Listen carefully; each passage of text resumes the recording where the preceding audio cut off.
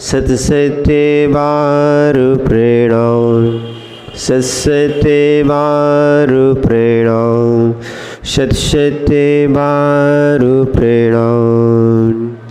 जय बोलिए अनंतानंद सिद्ध परमेश्वरी भगवान की। देवाय देव एक खजर्षि आदिनाथ भगवान की। देवाय देव एक खजर्षि चिंतामणि पार्श्वनाथ भगवान की। देवाय देव एक खजर्षि वर्तमान शासन नायक भगवान महावीर स्वामी की। परम पूज्य आचार्य भगवान समंत भद्र स्वामी की। परम पूज्य आचार्य भगवान आदिसागर जी महाराज की। परम पूज्य गणाचार्य गुरु और विराग सागर जी महाराज की।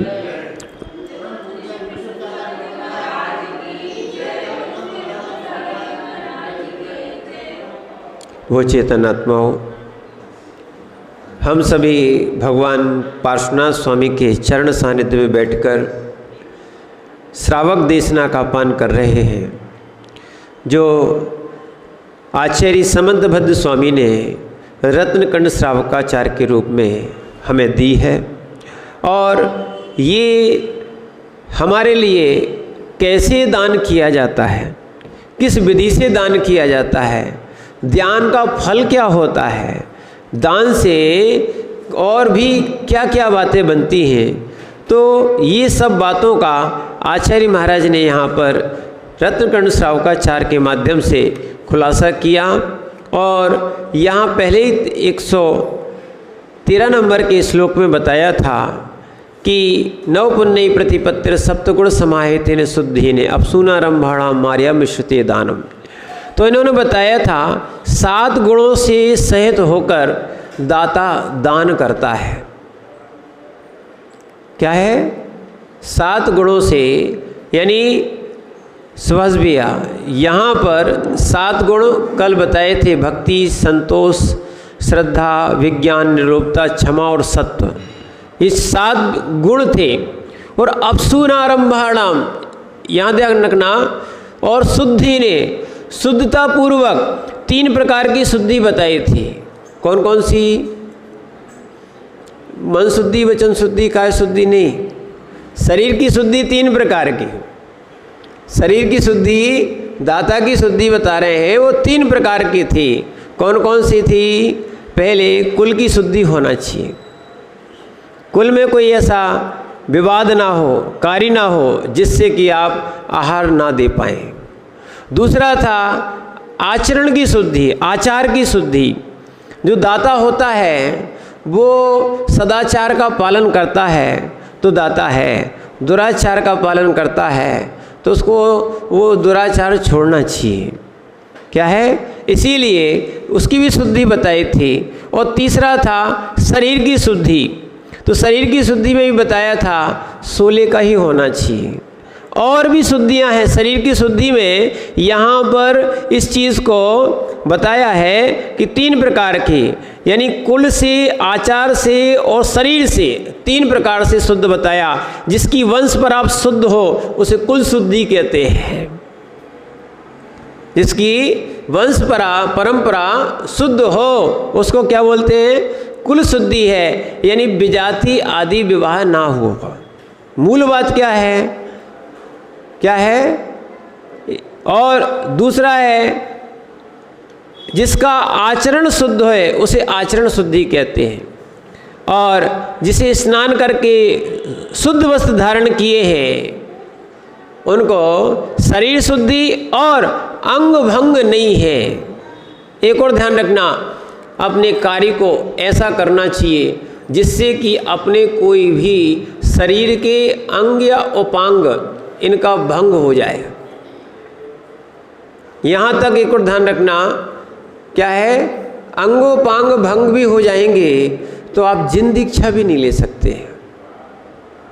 दूसरा क्या है? चाहे अधिक हो चाहे कम हो,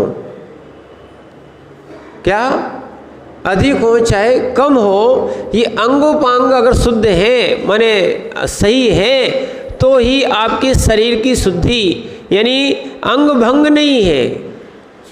अंग क्या है? भंग नहीं है। तथा जिसके शरीर में राद, रुधिर आदि, एक और ध्यान रखना, जैसे किसी को घाव हो जाए, मवाद है, या रुधिर आदि है अगर बह रहा है, झरने वाली कोई बीमारी भी हो, तो ऐसे लोग वो आहार नहीं दे सकते, ऐसी बीमारी नहीं हो, उसे शरीर शुद्धि कहते हैं। और हो सकता है किसी को बुखार आ जाए, तीव्र बुखार हो, या वर्तमान में कोरोना जैसी बीमारी चल रही थी, अगर ऐसी कोई को बीमारी है तो कम से कम उन मुनिराज को आहार ना दे पाए, नहीं दे सकता है। अब इस काल में क्या करे, तो वो अनुमोदना करेगा। जब शरीर योग्य नहीं होता है तब अनुमोदना की जाती है। तो इसीलिए क्या है, 7 गुण के साथ शरीर की भी शुद्धि होना चाहिए। क्या होना चाहिए?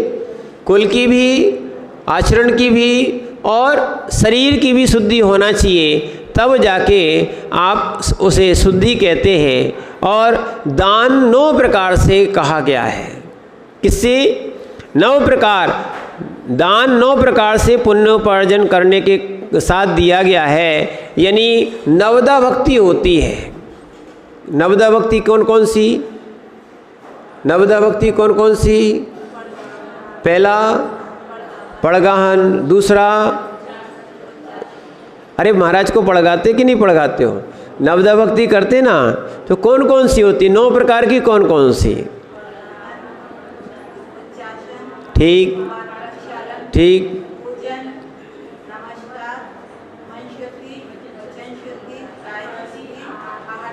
देखो इसको अच्छे से समझ लेना, करते तो आप सब हो पर भूल जाते हो। नवदा भक्ति के पूर्वक आहार देना चाहिए। पहले पड़गाहन, ठीक है। परिक्रमा जो है अतिरिक्त भक्ति है। पड़गाहन के बाद सीधा घर में ले जाते हैं, वो गृह प्रवेश नहीं, दूसरी नहीं गिनी जाएगी। इसीलिए तो 9 है, ठीक है। कोई कह दे आइए, कोई कह दे अगर शुद्धि बोल दे, अब इनमें विवाद नहीं। एक आध परिक्रमा ज़्यादा लगा दी या कम लगा दी, इसमें कोई विकल्प नहीं, ठीक है ना। तो इसीलिए, और पड़गाहन, फिर सीधा क्या है, उच्चासन। क्या हो गया? उच्चासन, यानी उनको पाटा आदि देना या लगा देना। फिर उसके बाद होते हैं पाद प्रक्षालन।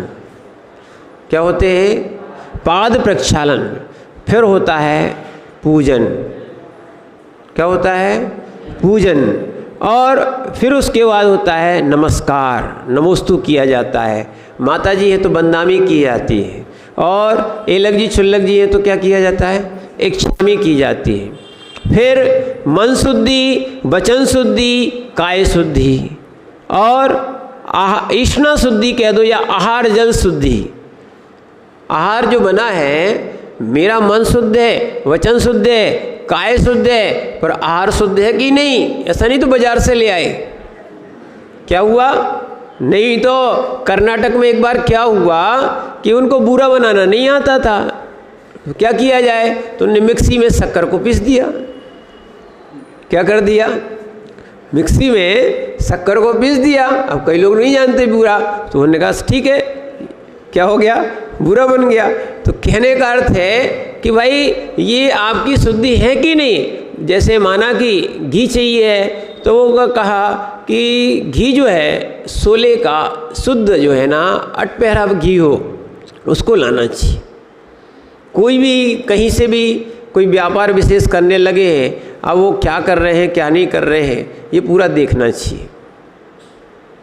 दूध आदि है, ये भी है, इसको क्या है देखना चाहिए। तो ये सब क्या है, आहार शुद्धि, जो आपने आहार आदि बनाया है वो शुद्धि है कि नहीं, क्या है। इसीलिए क्योंकि बहुत सी परंपराएं हैं, नहीं तो पता ही नहीं लगा अन्न जो है धुला हुआ है कि बिना धुला हुआ है, और आपने पिसवा दिया। हाँ, अलग अलग प्रथाएं हैं। जैसे राजस्थान में अधिकतर अन्न को धोते नहीं धोते, गेहूं को धोते नहीं है उनके यहाँ। चाहे वो पानी की कमी पहले से परंपरा चली आई हो, वो लोग गीले कपड़े से पूरे उसको पोंछ के फिर सुखा देते हैं। उस सुखाने के बाद फिर पीसते हैं। पर एक नई चीज़ समझना, जिन लोगों को या जो सोले के भोजन की बात करते हैं, ध्यान रखना, जो व्यक्ति गेहूं को धो लेता है गर्मियों में और सुखा लेता है, क्योंकि उस समय अच्छी गर्मी होती है तो सूख भी जाते, नमी नहीं रहती, और उनको रख लेता है तो उनका साल भर का काम चल जाता है। धोने में क्या होता है, बहुत सारी चीज़ें होती हैं, जो उसमें केमिकल आदि वर्तमान में पाउडर आदि डले हैं वो दूर हो जाएंगे। एक दूसरा क्या है, मूल बात, अगर वैसे सामान्य भोजन करो, माने बिना धुले गेहूं का अगर जो आटा बनेगा वो ध्यान रखना वो गर्म होता है। नई चीज़ वो क्या होता है, वो गर्मी करेगा, और धुले हुए गेहूं का जो आटा होगा वो आपका गर्मी नहीं करता है। नई चीज़ सुन लो आप। इसीलिए जो परंपराएं बनी थी और कंकड़वादी हैं वो भी क्या है, नीचे रह जाते थे। मिट्टी है अपने आप घुल जाएगी। तो इसीलिए बहुत सारी बातें जो है ना जैन दर्शन में जो 16 की वस्तुएं कही गई हैं, शुद्ध आहार का प्रकरण आया है, वो इसीलिए है कि आप शुद्ध आहार करोगे तो शरीर स्वस्थ रहेगा। जब योगियों का शरीर स्वस्थ रहेगा, जब श्रावकों का शरीर स्वस्थ रहेगा, तब तो साधना कर पाएंगे। जहाँ भोजन विकृत हो जाता है वहाँ शरीर भी विकृत हो जाता है। इसीलिए अच्छा है चावल आदि है, जो भी चीज़ें, चावल मात्र को धो लेते हो, क्या है, नहीं चावल को नहीं धो सकते आप। चावल को तो तुरंत धोना पड़ेगा, क्योंकि चावल को अपन ने धोए वो शीत को जल्दी ग्रहण करता है, वो पानी में ही होता है, वो जल्दी ग्रहण करना है, और करने के बाद वो टूटा हुआ रहता है।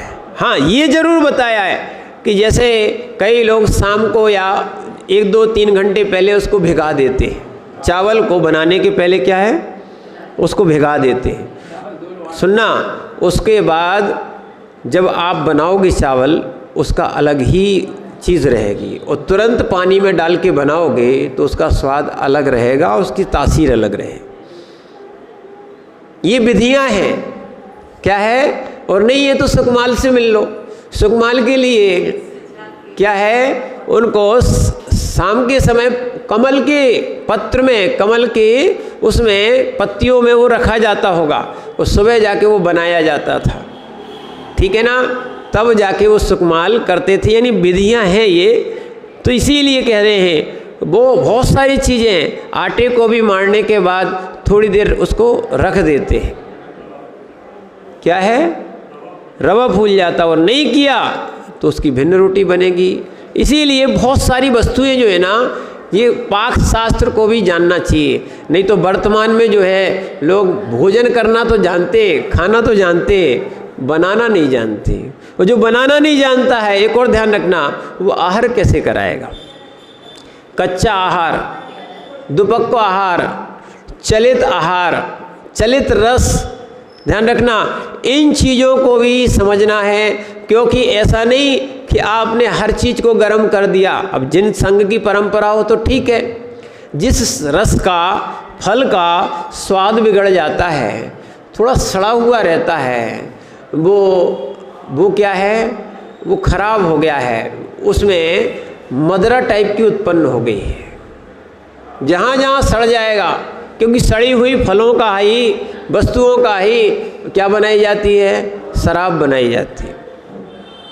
इसीलिए ऐसा नहीं है कि आधा केला सड़ा था सो आधा अलग कर दिया, आधा, समझना। नहीं तो कहीं सेव रखे थे, कहीं और भी कोई फल रखा था, तो ऐसी वस्तुएं नहीं खरीदना, क्योंकि वो चलित रस हो जाते हैं, आपके स्वास्थ्य के लिए भी हानिकारक है, और दूसरा क्या है, अभक्ष भी हो जाते हैं। दोनों बातें हैं। जो शरीर के लिए हानिकारक है उसको अनिष्ट कहा है, अभक्ष और अनिष्ट। और हमने आपको बता ही दिया है, कर्मकांड जी में आया है, अनिष्ट का आहार करने वाला जीव नरक आयु का बंद करता है। ये अनिष्ट आहार नरक आयु का 9 कर्म है। कौन सा? जो वर्तमान में जो बाहर का भोजन कर रहे हैं, कोई इष्ट आहार नहीं है, सब अनिष्ट आहार है। कप का आटा, ठीक है। और तो ठीक है, हम लोगों ने यहाँ तक देखा है, हमने आपको बताया था जो आटा बाहर से आता है, फैक्ट्रियों से आता है, चाहे कोई भी बना ले, कोई भी फैक्ट्री लगा ले, ध्यान रखना जैसा घर का गेहूँ सोधा जाता है, सुरक्षित रखा जाता है, वैसा ये बड़ी बड़ी गोदामों में नहीं रख सकते। सुरक्षित जरूर रखते हैं, उसमें सेल्फास आदि डालते हैं, बहुत सारी चीज़ें डालते हैं, पर जीव रहित नहीं हो पाता है, ठीक है। उसमें कीड़े होते हैं, यानी उसमें छोटे छोटे तिरुले होते हैं, जीव होते हैं, कोई सूड़ी बोलता है, कोई पही बोलता है, बहुत सी और भी इल्लियाँ भी हो जाती हैं। वो सीधा का सीधा जो है ना, वो जो गेहूँ है ना, वो किस में चला जाता है, ध्यान रखना, सीधा का सीधा। हम लोगों ने गन्ने की फैक्ट्री भी देखी जब हम क्षुल्लक थे और विशुद्ध सागर जी मुनि थे। जब हम लोग जा रहे थे महाराष्ट्र में, तो एक हम लोगों के सुपरवाइज़र जैन थे, उन्होंने नमस्कार किया और निवेदन किया, देख लो। तो देखा जो ट्रालियों से गन्ना आता है ना, वो सीधा का सीधा जो बंधा रहता है, यानी 10-10, 20-20 गन्ने एक से बंधे रहते हैं, इनको तो खोले ही नहीं जाता है। कौन खोलेगा? वहाँ तो सीधे के सीधे उसका वजन किया जाता, वो भी ट्राली से कोई बेल्ट लगा के, वो तार लगा के वो तौल लेते हैं, और तौलने के बाद क्या है, वो सीधा का सीधा वहाँ एक चैन टाइप की रहती है, वहाँ डाल देते हो, सीधा का सीधा वहाँ पूरे बिंडल के बिंडल चले जाते हैं। हाँ, शक्कर की बता रहे हैं। ऐसी जहाँ जहाँ जो आपकी फैक्ट्रियाँ हैं, अब बड़ी बड़ी फैक्ट्रियाँ हो गई, मालूम है, जैसे चावल निकालने की, हम लोग अभी बिहार करते हुए आ रहे थे, एक फैक्ट्री में ही रुके थे, चावल वाली थी, वो बता रहे थे महाराज जी 1 घंटे में ये 10 टन माल निकाल देती है। कितनी? हाँ, दाल से चावल बनाने में 1 घंटे में 10 टन। 10 टन क्या बोल रहे?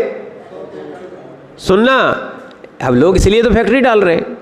अब वहाँ क्या होगा, कौन सोधेगा, कौन बीनेगा, कौन क्या करेगा। ऐसे ही जहाँ जहाँ वर्तमान में बता रहे हैं, फैक्ट्रियों का जो आटा है, वास्तविकता में वो भक्ष्य नहीं है।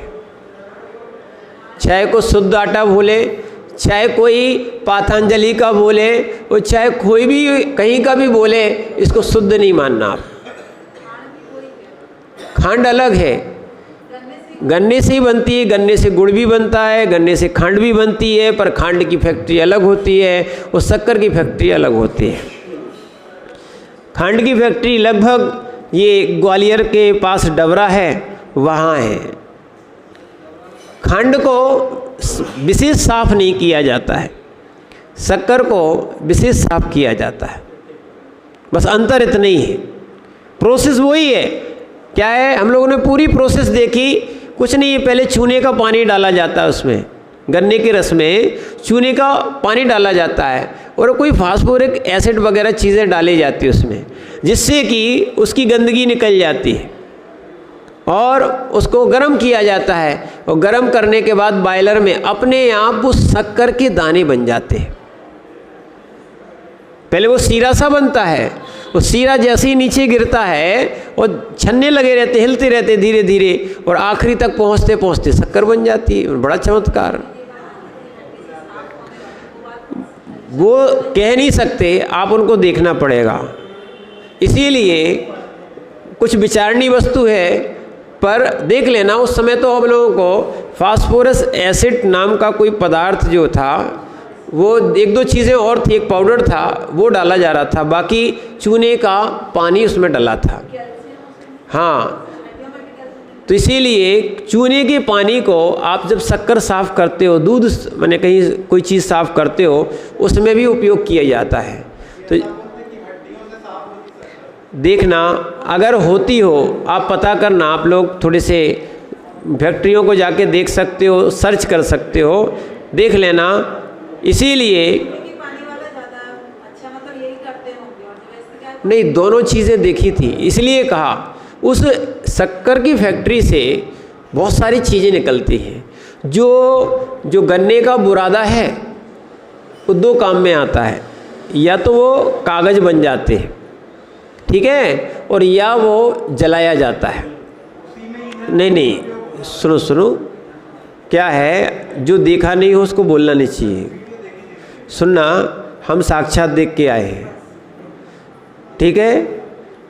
एक दूसरी बात जो है, क्या उसका जलाने में यानी कोई विशेष फैक्ट्री ले जाती है। दूसरा क्या है, एक तो ये हो गया, दूसरा जब वहाँ से आगे चलता है, जब वो बॉयलर में साफ़ होता है तो जो कचरा निकलता है ना, कचरा लाल या कलर टाइप का, उसमें हरा भी निकलता है, उसकी बनती है खाद। और उसमें से लाल जो कचरा निकलता है वो जाता है, वहाँ टैंकर खड़ा हुआ था, वो धीरे धीरे भरता रहता है, उसकी बनती है शराब। उसके प्रोडक्ट बता रहे हैं कि हम लोगों ने सब देखे थे। कम से कम लगभग आधा पौन घंटे तक पूरी वो बहुत बड़ी थी फैक्ट्री, और दिन रात चलती थी। उसमें क्या है, वहाँ फैक्ट्री बंद नहीं होती है। बोले महाराज 1 महीने एक बार चालू हो गई तो जब तक गन्ना आता रहता नहीं, लगभग ये नवंबर में चालू हो जाती है और अप्रैल मई तक चलती है। जब तक गन्ना आता रहता है तब तक इनकी फैक्ट्री क्या है, चलती रहती है। तो लगभग 6 महीने विशेष रूप से चलती है, 6 महीने बंद रहती है। इस कारण से ये दिन रात प्रोसेस होती रहती है। इसलिए तो ऐसे ही यहाँ पर बता रहे हैं कि जो आपके आटे आदि है, जो आप बाज़ार के खाते हो, कितनी भी दवाई खा लो गर्मी होगी, क्योंकि ये धोए जाते क्या। अभी हम आप इसलिए कह रहे हैं कि गेहूं को धोना चाहिए। और बाज़ार की कभी सूजी देख लेना आप, इल्लियाँ रहती कि नहीं रहती। और अभी और देख लेना, छान के देखना, चाल के देख लेना, इल्ली रहती हैं। वो जो बाज़ार के भले आलू ना खाते हो कोई दिक्कत नहीं, पर देख लेना आपके बिना चाले हुए, वो तो चालते भी नहीं हैं, इल्ली मिल्ली वाला जो है आपका सीधा भले आपका वो कचौड़ी शुद्ध है, उसमें त्रस जीव इल्ली मिल्ली सब खा गए, 2 इंद्री से लेके मांस संज्ञा हो जाती है।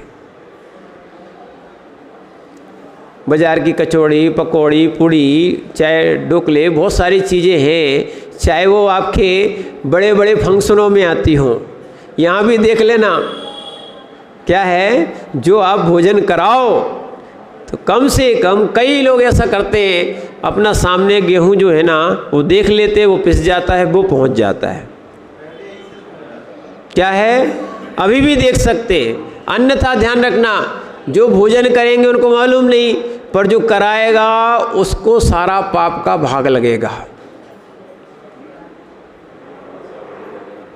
इसलिए मंत्री जी, आप लोग अधिकारी हो तो आप लोग कराते हो तो आपको पुण्य भी मिलता है, सुपाप भी मिलता है। इसलिए देखना पड़ेगा, जो उसके जो प्रबंधक हैं उनको शुद्ध आहार की व्यवस्था रखना चाहिए। थोड़ा सा देख ले, जो गेहूं में जीव ना हो वो पिस जाएगा, कितनी देर लगती है, ठीक है, वो पिस जाएगा और वो ही मिल जाएगा। और कुछ ऐसे भी लोग हैं जहाँ जैन आदि की चक्की है या अच्छे से काम करते हैं, तो वहाँ से मैंने विश्वास नहीं, एक बार देख लेना, नहीं तो हो सकता है दूसरा कोई गेहूं पकड़ा दिया जाए। क्योंकि आज वर्तमान में धर्म खत्म हो गया है, व्यापार चालू हो गया है। क्या है, पहले दूध नहीं बेचा जाता था, आज मट्ठा भी बिक रहा है। क्या है, पानी तो बिक ही रहा है। क्या हो रहा है, जहाँ पानी लोग पैसे नहीं लेते थे तो अब क्या होने लगा, यानी लोग जो है ना इतना धन में आसक्त हो गए हैं और धर्म के नाम पे भी बहुत पैसा लेने लगने गए। इसीलिए यहाँ पर बता रहे हैं, पड़गहान आदि में ये 9 प्रकार की शुद्धि में ईष्णा शुद्धि भी होना चाहिए। कैसी होना चाहिए, ईष्णा शुद्धि भी, यानी आहार शुद्धि भी होना चाहिए।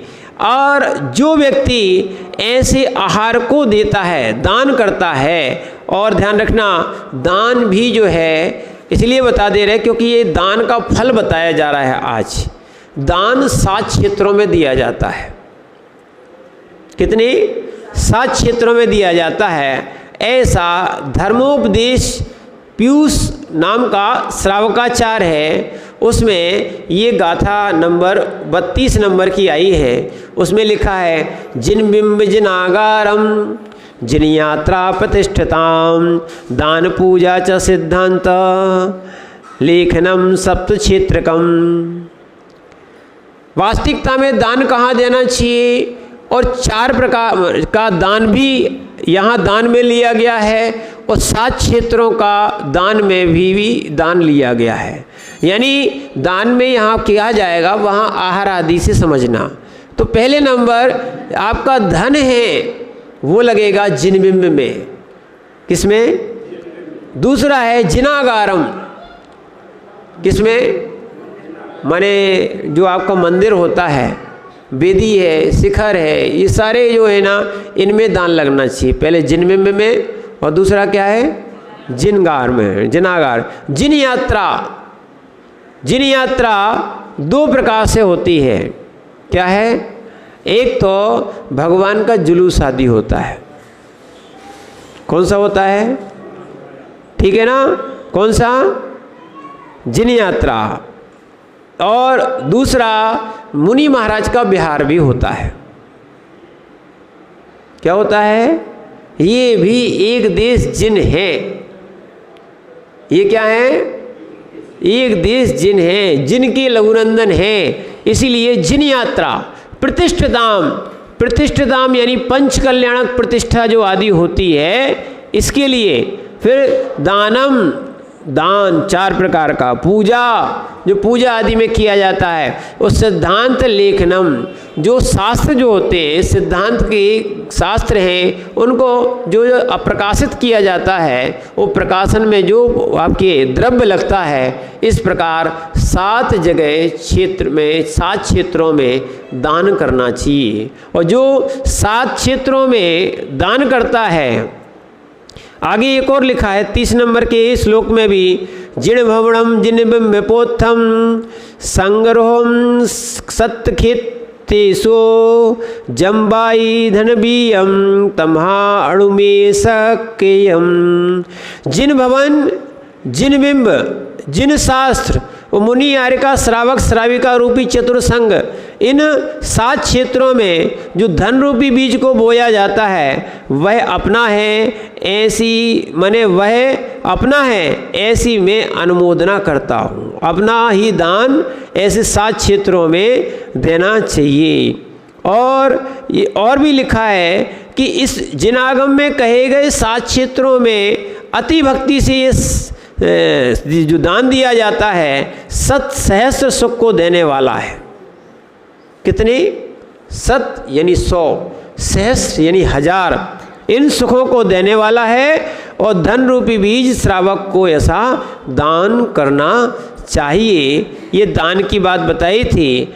अब आचार्य महाराज रत्नगण श्रावकाचार में लिखते हैं, दान क्या फल क्या होता है। ग्रह करणापि निश्चितम,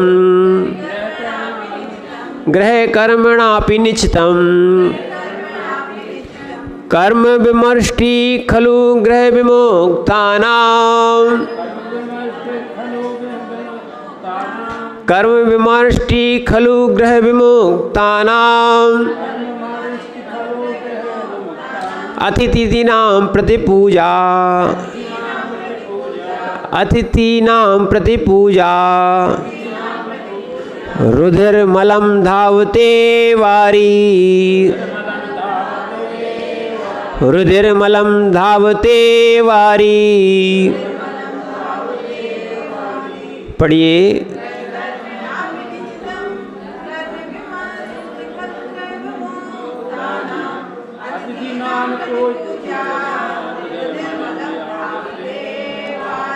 आचार्य भगवान यहाँ बहुत अच्छा ये फल बता रहे हैं। दो गाथाएं या 2 श्लोक यहाँ पर आएंगे। सबसे पहले समझना है कि दान जो दिया जाता है उसका फल बता रहे हैं। फल की प्राप्ति से दान नहीं दिया जाता, पर हाँ दान की महिमा है, महिमा से लोग प्रभावित भी होते हैं। कहीं जिन महिमा से ये भी सम्यक दर्शन में कारण बनता है, और कहीं दान की महिमा से भी लोग दान देते हैं। ठीक है, ऐसा नहीं है कि दान देने के बाद कोई अपेक्षा रखी जाए या निदान किया जाए, नहीं करना चाहिए। पर दान दिया हुआ निष्फल नहीं होता, उसके क्या फल होते हैं, इस कारण से आचार्य महाराज ने यहाँ पर ये 7 क्षेत्रों में और किनको दान देना चाहिए ये भी दिया है। तो लिखा है क्या, खलु यानी निश्चय से, अलम यानी जैसे, जल, वारी को क्या बोलते, जल। ध्यान रखना, एक ही नाम नहीं लिया जाता। अपन क्या है, एकांत से एक शब्द पकड़ लेते हैं। जल माने जल होता है, वारी माने जल नहीं होता है। होता है क्या? होता है। इसीलिए अपन एक शब्द पकड़ के बैठ जाते हैं। जैसे विष माने क्या होता है? हैं? जल भी होता है। जल के पर्यायवाची नाममाला में, धनंजय नाममाला में पढ़ना, पर्यायवाची नाम में विष को भी क्या कहा है? जल को भी विष कहा है, उस पर्यायवाची में नाम लिया है। तो इसीलिए, और उदक, उदक बोलते कि नहीं बोलते?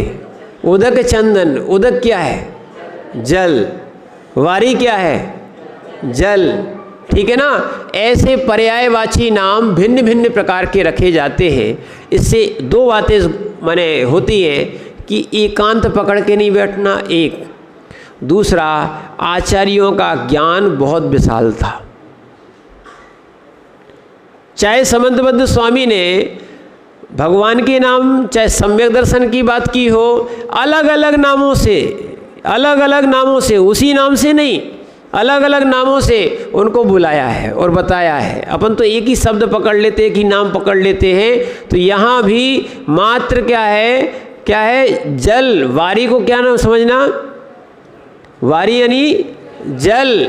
रुधिर, रुधिर यानी क्या होता है? खून। जैसे निश्चय से, जैसे जल खून को धावते धो देता है। क्या है? आपका वस्त्र यदि खून से लिप्त हो जाए तो आप, या कीचड़ से लिप्त हो जाए, माने कीचड़ वाला तो जल्दी धुल जाता है, खून वाला थोड़ा क्या है, टाइम लगता है, पर फिर भी काय से धुलता है? किससे धुलता है? जल से। जैसे क्या है, जैसे जल खून को धो देता है, और वैसे ही ग्रह विमुक्ता नाम अतिथि नाम, सुनना, अतिथि कौन कहलाते हैं? घर से रहित, इनको बोलते अनगार। क्या बोलते हैं? अतिथि किसको मानना? जो घर से रहित हो। ठीक है ना? जो घर सहित हो। इसीलिए जैन दर्शनों में अब लोगों को लगता है बुरा, तो क्या कर सकते हैं? आचार्य महाराज जी लिख रहे हैं, जो कुटिया संत बहुत सारी चीज़ें नहीं बना सकते, कहीं रुक नहीं सकते। क्या है? घर रहित, क्या है? आश्रम रहित, मठ रहित, मंदिर रहित, ये सब ध्यान रखना, ये सब तुम्हारे आराधना के साधन थे। मुनि के साधन वास्तविकता में तो जंगल और वन है।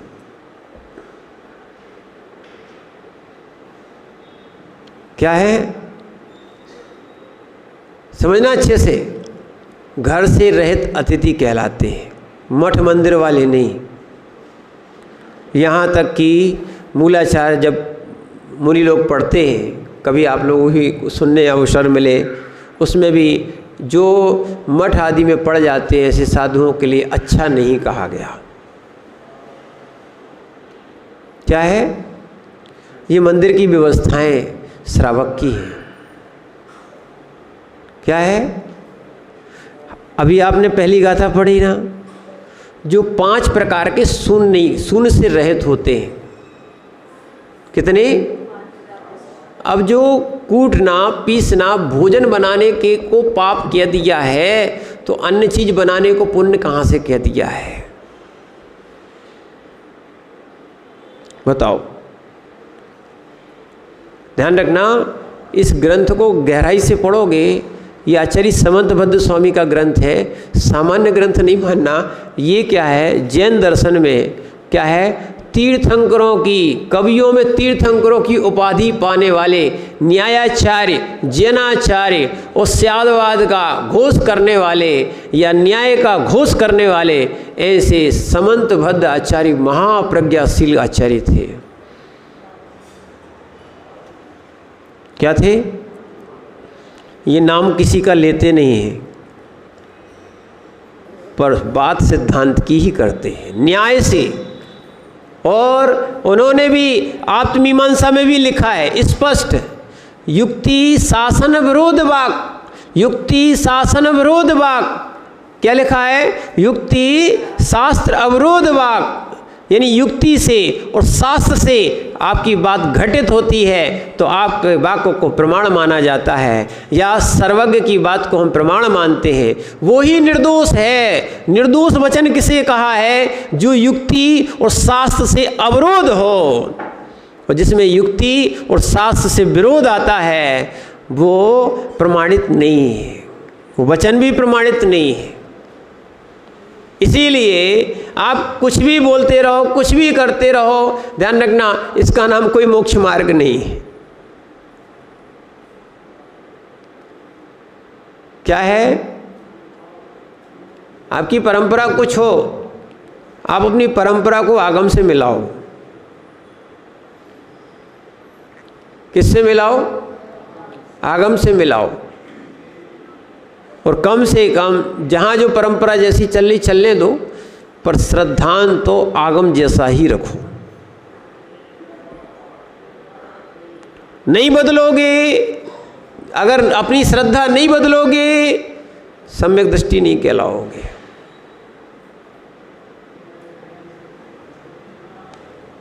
कितना ही जीवन भर भगवान को घिस दो, जीवन भर भगवान के दरवाजे पे बैठे रहो, क्या है? मात्र स्थान से कल्याण नहीं होता। स्थान से कल्याण अगर होता, ठीक है ना, स्थान से कल्याण होता तो बहुत से लोग शिखर जी में भी बैठे हैं, जन्म ही वहाँ हुआ और अंतिम अवस्था भी वहीं हो जाती है।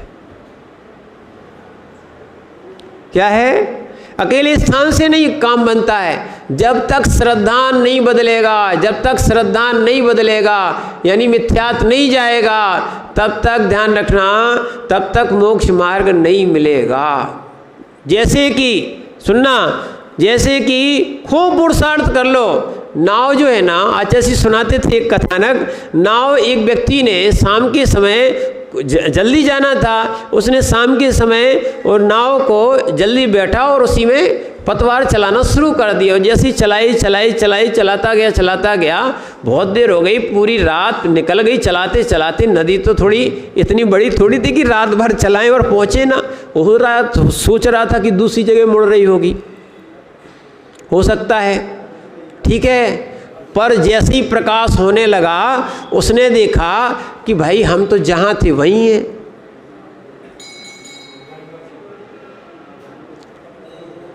क्या हो गया? क्या है? खूंटा नहीं छोड़ा। बुंदेलखंड में क्या कहा है? खूंटा नहीं छोड़ा। ऐसे ही खूंटा, क्या है? खूंटा नहीं छोड़ा तो रात भर का पुरुषार्थ, रात भर का पुरुषार्थ उनका तो रात भर का गया, यहाँ पूरी मनुष्य पर्याय चली जाएगी। जिसने मिथ्यात का खूंटा नहीं छोड़ा, जिसने अक्रिया का खूंटा नहीं छोड़ा, यानी सम्यक क्रिया नहीं कर रहा है, वो व्यक्ति चाहे निर्गंथ अवस्था वाला भी क्यों ना हो, इसलिए मिथ्या सहित जो जीव साधना भी कर लेता है, मिथ्या सहित जो है अपना मात्र श्रद्धा नहीं बदला, ठीक है, क्रिया जैसी महाराज बता रहे सब कर रहा है, ऐसे विशुद्ध भाव बना के और शुक्ल निश्चय बना के 9वें ग्रीवक तक तो पहुंच जाएगा, पर मुक्ति फिर भी नहीं होगी।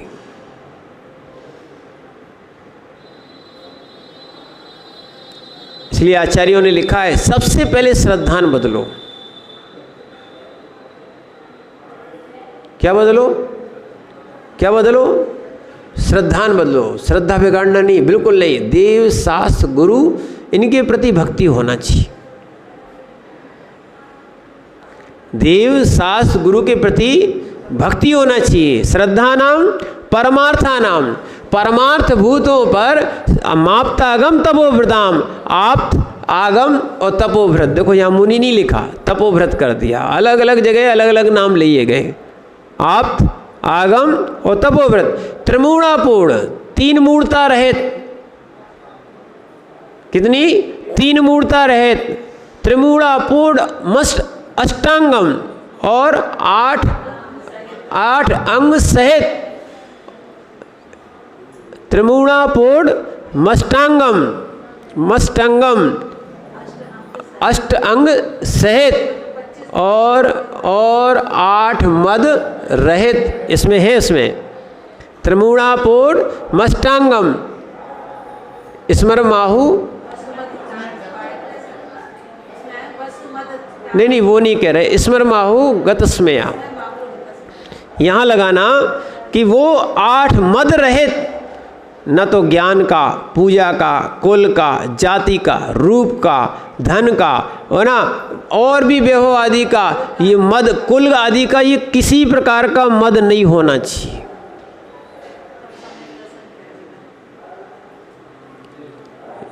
आठ अंग और 8 मद और 3 मूर्ता, 6 अनायतन। ठीक है ना। इन चीज़ों को जब तक नहीं समझेंगे तब तक सही श्रद्धा नहीं है। वैसे ही पुरुषार्थ करते रहो आप, चाहे मुनिराज हो और चाहे श्रावक राज हो। मोक्ष मार्ग कब मिलेगा? जब ये 2 समाप्त हो जाएंगे।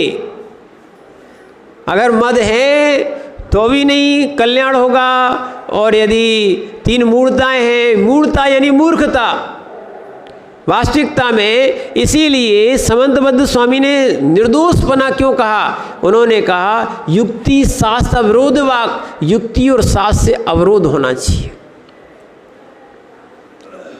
क्या है? तो इसीलिए यहाँ पर, क्योंकि बहुत सारे लोग अपने आप को तीर्थंकर मानते, अपने आप को मुनि मानते, अपने आप को सब कुछ मानते, भगवान नहीं मानते क्या? बहुत सारे भगवान भी बन गए, पंचम काल में बहुत से भगवान बन गए अभी। क्या है? तो इसीलिए देखना चाहिए। तो अपन यहाँ बता रहे हैं अतिथि कौन कहलाएंगे? घर रहित अतिथि कहलाते। सबसे पहले कौन से? अनगार, जिनका घर नहीं होता, कुटिया कुटुंब नहीं होता, ये सब क्या है? अनगार। और प्रतिपूजा, दान की क्रिया, प्रतिपूजा यानी दान की क्रिया, गृह कर्मणा ग्रस्त संबंधी कार्यों से निश्चितम उपार्जित अथवा सुदृढ़ कर्म पाप को विमर्ष्टि यानी दूर कर देता है। जैसे सीधा सीधा अर्थ बता रहे हैं, जैसे क्या खून से लिप्त वस्त्र जल से धो दिया जाता है, ठीक है ना, वैसे ही ग्रस्त में जो पाप उपार्जन किए जाते हैं उनको यदि धोना हो तो वो क्या है? दान करना चाहिए। और अतिथियों को, अतिथि के लिए लिखा है अतिथि नाम न विद्यते तिथि येषाम अतिथि, यानी जो कोई तिथि विशेष में राग द्वेष नहीं करते। क्या है? आ जाएगी अष्टमी आपकी, जिन्हें सब तिथियाँ, क्या लिखा? सब तिथियाँ जिन्हें एक समान है उनको कहते हैं अतिथि। आपको होती है पर्व आदि की विशेष अतिथि, महाराज के रोज पर्व है, क्या है? उनके लिए कोई विशेष तिथि नहीं। जिनको तिथियों में भी कोई राग द्वेष नहीं। हाँ, उसमें ही लिखा है स्पष्ट, जिन्होंने अंतरंग बहिरंग से घर का त्याग कर दिया हो तथा सब तिथियां जिन्हें समान हो, ऐसा आचार्य महाराज प्रभाचंद स्वामी टीका में लिख रही है। ये तिथियां भी कैसी है, जब मन में आ गया तब उपवास कर लिया। क्या कर लिया? जब साधना करना, उनके लिए सब तिथि कैसी है? आपके लिए आप नहीं करते हो तो कह दिया हाँ, अष्टमी को, चतुर्दशी को आपको कम से कम प्रोषदोपवास करना चाहिए। क्या करना चाहिए? प्रोषदोपवास, प्रोषद करना चाहिए। ठीक है, नहीं कर सकते हो, देखो यह उत्तम विधि। ये कौन सी थी? एक प्रोषदोपवास प्रतिमा भी है, उसमें भी देखना सबके लिए अलग अलग कैटेगरी दे दी। मान लो आपकी शक्ति नहीं है कि 2 एक आसन और एक उपवास किया जाए, करना चाहिए। वास्तविकता में अगर आपको अंत समय तक जिनको समाधि करना है वो अभी वर्तमान से साधना करना प्रारंभ कर दे। लोग कहते हैं बुढ़ापे में साधना करेंगे, 3 काल में नहीं कर पाओगे। अभी तो शक्ति है, तो शक्ति का प्रयोग साधना में नहीं हो रहा है, और फिर जब शक्ति नहीं बजेगी फिर क्या करोगे साधना?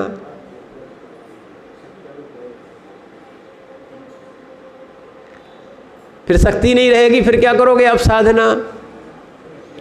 फिर तो शरीर साधना ही बड़ी साधना है। हाँ, शरीर साध के चलोगे, संभाल के चलोगे, यही बड़ी साधना हो जाएगी। नहीं तो पैर रखोगे कहीं, रखा जाएगा। ठीक है, बोलोगे कुछ निकलेगा। ठीक है ना? जब तक ये दांत दिख रहे तब तक अच्छा लग रहा है, चेहरा बड़ा, नहीं तो ऐसा हो जाता जैसे आम में से गोई निकाल दो।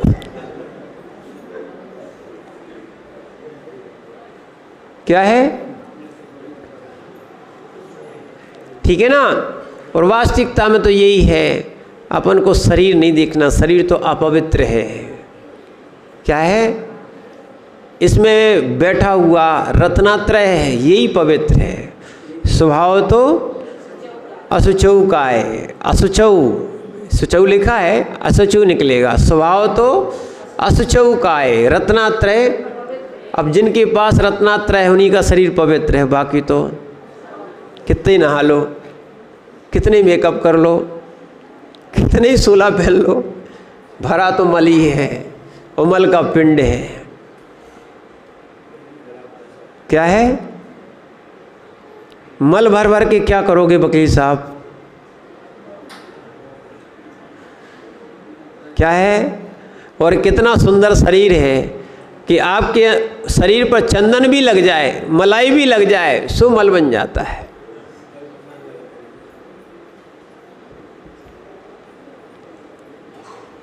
क्या है? तो आत्मा को देख कहाँ रहे हो? बात तो जा है कि हम उसको ध्यान नहीं दे रहे। हमने इसलिए कहा था जिसको देह पर ध्यान है उसको विदेह पर ध्यान नहीं, जिसको विदेह पर ध्यान है उसका देह पर ध्यान नहीं होता। और ऐसे विदेही को देखने वाले, क्या है? ऐसे विदेही को देखने वाले जो हैं, कौन? अतिथि। इनको जो आहार दान देता है उसके लिए उसके पाप, जो घर में गृहस्थी में जो पाप होते हैं उसका कोई बड़ा साधन है तो वो क्या है? आहार दान। आप बहुत बड़ा अवसर छोड़ रहे हो आप। क्या है? बाद में कभी समझ में आएगा, क्योंकि जाने के बाद समझ में आता है, पहले समझ में कम आता है। ठीक है? और अन्यथा दान का फल जब किसी को दिखता है, या शास्त्र में देख लेना, जैसे वो धन्य कुमार हुए थे दान के फल से हुए थे, जो वर्तमान में भी जो वैभवशाली संपन्न दिख रहे हैं ये सब दान का ही फल है। क्या है? कितना अंतर आता है। एक व्यक्ति पालकी में बैठा है और एक व्यक्ति पालकी को ढो रहा है।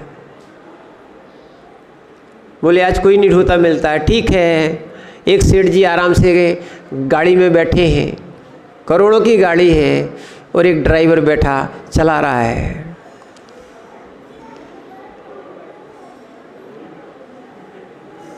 हो रहा ना?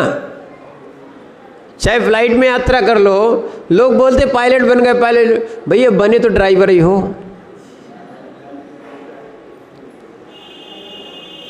क्या है? या नौकरी कर रहे, नौकरी कर रहे, सेठ जी कहाँ बने अभी तो नौकरी हो, समझना। और ये तो मात्र धन के सेठ थे। आत्मा का सेठ बनना है, आत्मा के वास्तविकता में अधिपति बनना है, तो वास्तविकता में आत्मा को जो देखता है वो भगवान बनता है। वो भगवान ही वास्तविकता में आत्मा के अधिपति है। बाकी तो ये अपन जो शरीर को अधिपत्य माने हैं वो अपना शरीर नहीं है। पाप ही अर्जन हो रहा, शरीर के पीछे क्या हो रहा? पाप ही पाप करते चले जा रहे हैं, और ये पाप का फल जीव को भोगना पड़ेगा। जितना जितना पुण्य भोग रहे हो, ये पुण्य भोग रहे हो, ये पाप रूप में परिणत हो रहा है। पुण्य हो रहा है बहुत कम। जैसे तवे पर एक, माने गरम तवे पर एक आप जल की बूंद डाल दो, कितनी देर ठहरती है? बस ऐसे ही है, थोड़ा सा पुण्य हो पाता है, थोड़ा सा। पुण्य क्रिया और पुण्य में अंतर है। पुण्य क्रिया और पुण्य में अंतर है। पुण्य क्रिया बहुत सारी होती है, पर भाव कितनी देर लगते हैं वो पुण्य है तुम्हारा।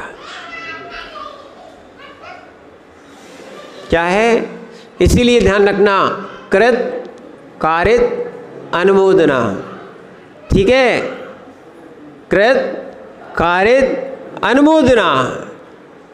कोई करता है, कोई करने वाले को सबसे ज़्यादा मिलता है, चाहे पुण्य हो चाहे पाप हो।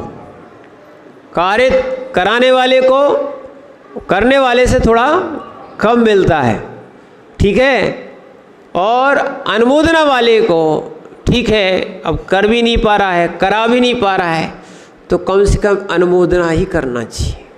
दान की अनुमोदना करने वाले जीव, सुनना, वो भी मोक्ष मार्गी बने, मोक्षगामी हुए। जो वज्र जंग की पर्याय में आदिनाथ स्वामी का जीव जब आहार दे रहे थे, क्या थे? आहार दे रहे थे, उस समय कुछ त्रियंश भी अनुमोदना कर रहे थे आहार की, उनको जाति स्मरण हो गया। क्या है? आहार की अनुमोदना करने वाले जीव भी तिर जाते हैं। बोले महाराज जी हम अनुमोदना करेंगे। अनुमोदना वही कर सकता है, अभी बता दिया, जिसका कुल अशुद्ध हो, लूला लंगड़ा हो, ठीक है? क्या है? या कोई रोग हो, समझ रहे ना? नहीं तो अगर रोज आप भोजन करते हो तो वास्तविकता में आपने अनुमोदना ऐसी करना नहीं चाहिए। आपको तो आहारी रोज दरवाजे पे कलश लेके खड़े हो जाना चाहिए।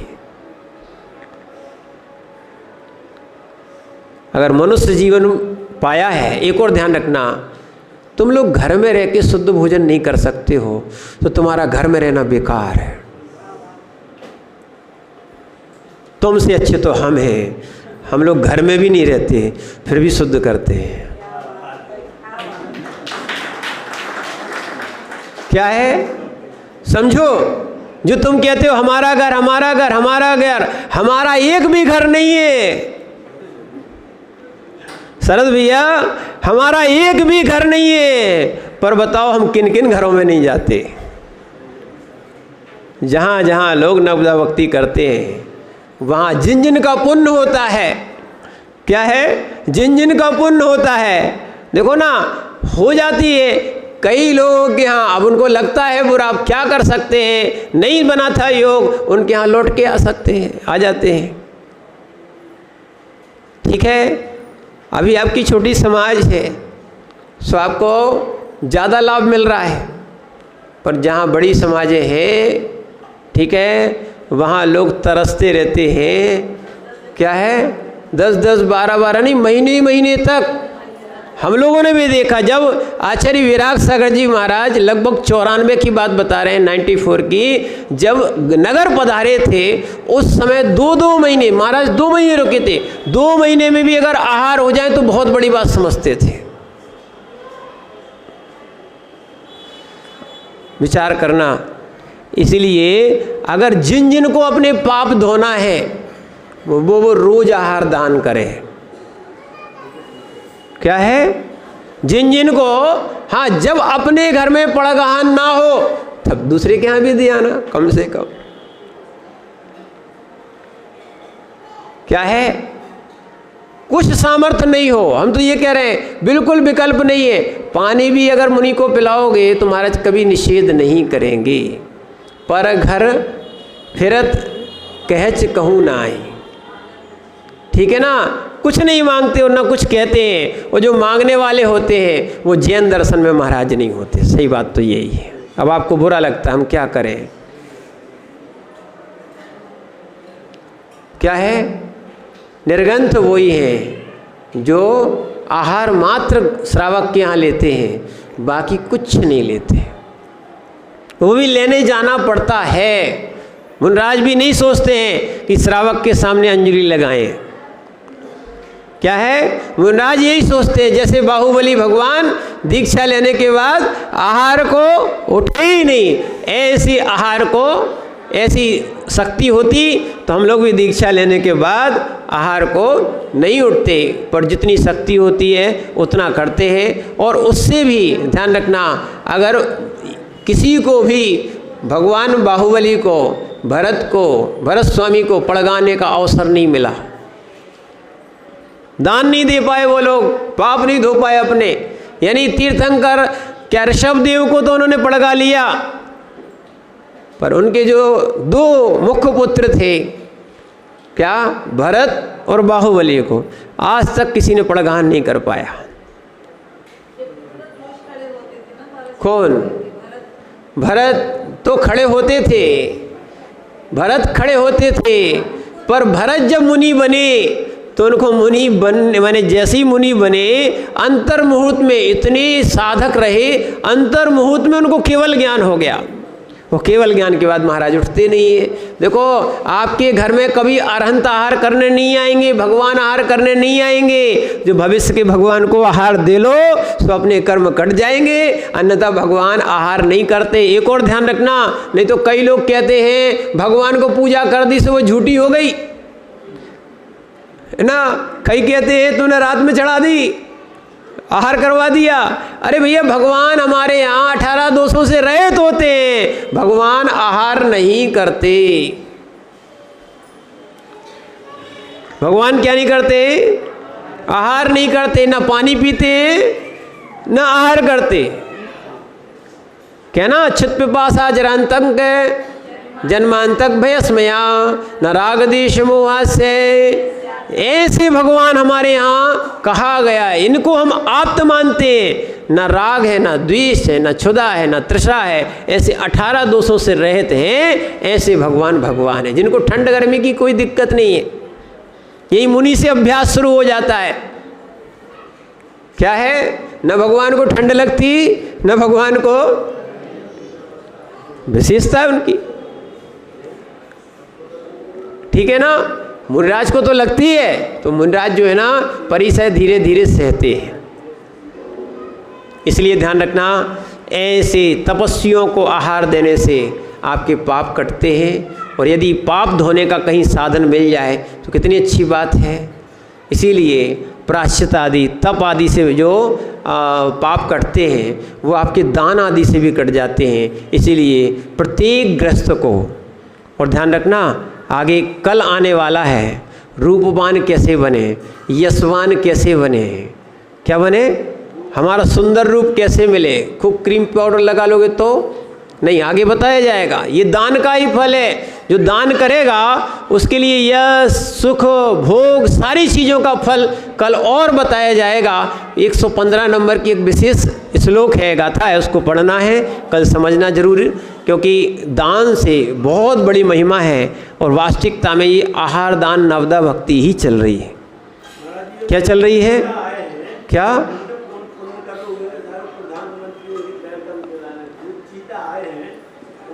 ध्यान रखना, ये भी दान के पुण्य है।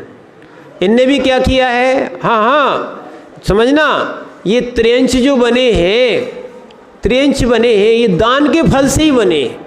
क्या हुआ है, जिस जीव ने त्रियंश आयु का बंद कर लिया, किसका, त्रियंश आयु का बंद कर लिया है, ठीक है ना, और उस जीव ने फिर दान दिया है, अब वो कहाँ जाएगा, मिथ्या दृष्टि होगा तो भोग भूमि जाएगा, पक्का है।